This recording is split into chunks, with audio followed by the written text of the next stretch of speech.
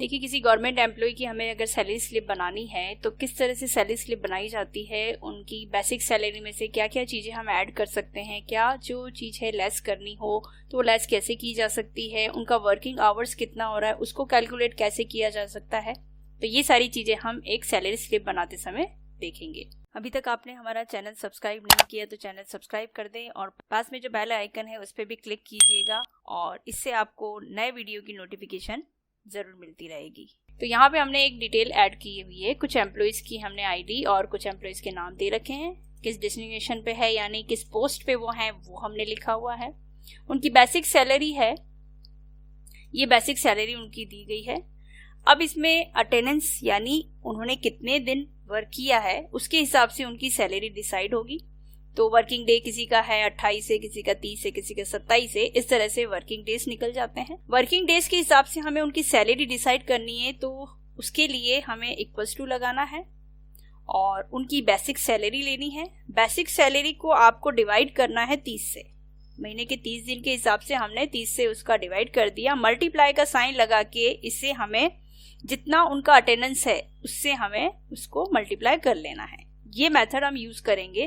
तो देखिए, salary basic salary ये है लेकिन 28 दिन के हिसाब से ये उनकी सैलरी बनी।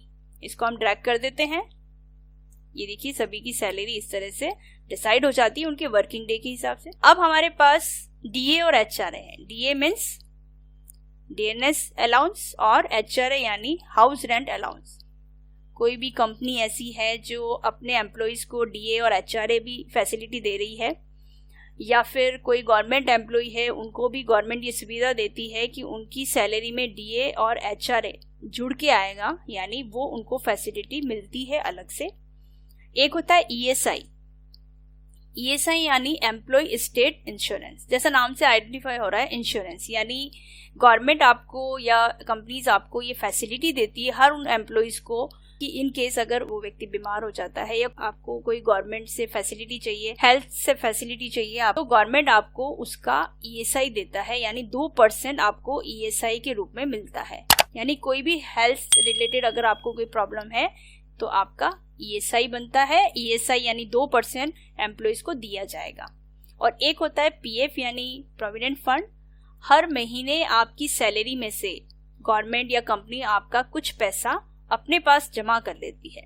वो जमा पूंजी आपके पूरे वर्किंग आवर्स यानी आप जॉब का जो पूरा ड्यूरेशन जब खत्म होता है, यानी आपकी जब जॉब खत्म हो जाती है, यानी आपने रिटायरमेंट ले लिया है, आपका रिटायरमेंट हो जाता है या आपने जॉब छोड़ दी है, तो जो कंपनी ने पीएफ अपना रखा हुआ है वो आपको लास्ट में एक अमाउंट के रूप में दिया जाता है। यानी जो कंपनी ने हर महीने आपका जो थोड़ा थोड़ा पैसा जो इकट्ठा किया है वो वापस लास्ट में आपको मिल जाता है। तो ईएसआई और पीएफ जो है हमें अभी सैलरी से कट करना है और डीए और एचआरए उस सैलरी में जोड़ना है। तो सारी चीज होगी जितना वर्किंग डे है उस पे। तो हमें पहले यहाँ पे ईएसआई निकाल लेना है। ईएसआई निकालने के लिए हमने किया इक्वल्स टू जो हमारी अभी तक की सैलरी है वो लेनी है, मल्टीप्लाई का साइन करेंगे, 2% लेंगे यहाँ पे। ये हमारे पास इस तरह से ईएसआई आ जाता है। इसी को हम ड्रैग करेंगे तो सबकी ईएसआई इस तरह से बता देगा। फिर है पीएफ। पीएफ भी हमें सेम उसी पैटर्न से लेना है। तो वर्किंग डेज हमने लिया, मल्टीप्लाई 8% हमने ले लिया। चाहे तो परसेंट लो या डिवाइडेड 100 कर दो, दोनों में से कोई भी मेथड आप यूज कर सकते हो। ये उसका पीएफ बन गया और इसको भी हमने ड्रैग कर दिया। अब हमें नेट सैलरी निकालनी है। तो नेट सैलरी निकालने के लिए जो वर्किंग डेज है, जो उसकी सैलरी अभी तक है, उसमें डीए एचआरए तो हमें जोड़ के लेना है और ईएसआई और पीएफ हमें काट के देना है। तो ये सारी चीजें हमें लास्ट में एक साथ कर लेनी है।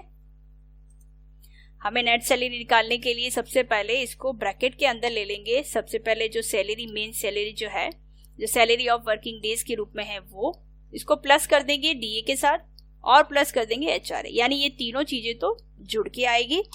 माइनस करेंगे ईएसआई और पीएफ, ये आपकी सैलरी से कटेगा।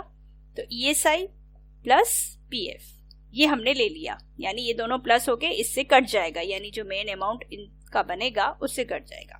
एंटर करेंगे, ये नेट सैलरी आ गई। यानी सारा डीए एचआरए ईएसआई पीएफ वगैरह सारा कट कुटा के आपके पास लास्ट में जो सैलरी आएगी वो है आपकी ये, जो नेट सैलरी के रूप में होगी। इसी को ड्रैग करेंगे कि सैलरी इस तरह से सामने आ जाएगी। तो ये इस तरह से सैलरी स्लिप बनाई जा सकती है किसी भी एम्प्लॉय की। आप अगर किसी एम्प्लॉय का नाम एक्स्ट्रा लिखते हैं और यही सारी चीज़ें अगर आप करते हैं तो आगे से आगे आपको नेक्स्ट फार्मूला लगाने की ज़रूरत नहीं है, आप डायरेक्ट करते जाएंगे। उनकी भी इसी तरह से सैलरी, HRA, DA जो भी हमें नेट सैलरी निकालनी है वो इस तरह से नेट सैलरी निकाली जा सकती है कि एम्प्लॉय की बेसिक सैलरी ये है, HRA और DA जुड़ गया है और ESI और PF जो कटा है, उसके बाद में जो नेट सैलरी आपके पास बचती है वो ये बचती है। तो ये हमारे पास इस तरह से सैलरी स्लिप बनाई जा सकती है। तो आप भी इसको बना के ज़रूर देखिएगा।